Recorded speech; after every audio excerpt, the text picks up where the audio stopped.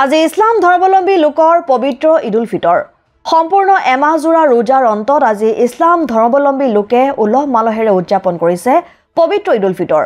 অসমৰ বিভিন্ন প্ৰান্তৰ লগতে কচুৱাৰ জুৰিৰপাৰ শিঙিমাৰী আলি টাঙনি তিনিআলি কচুৱা ঈদগাহ ময়দানসমূহত সমূহীয়াভাৱে নামাজ পঢ়ি উদযাপন কৰে ঈদুল ফিতৰ। এই দৃশ্য হৈছে ৰজা আলী ঈদগাহ ময়দানৰ।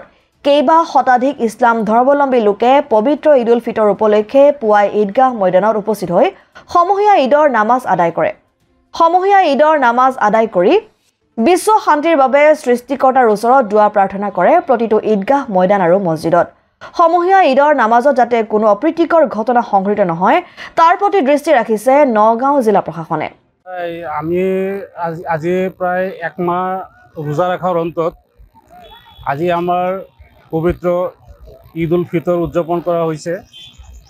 আমাৰ যিখন ঈদগাহ আছিলে ঈদগাহত প্ৰায় ৫,০০০ৰো অধিক মানুহ একেলগে সমবেত হৈ আমি ঈদগাহৰ নামাজ আদায় কৰিলোঁ।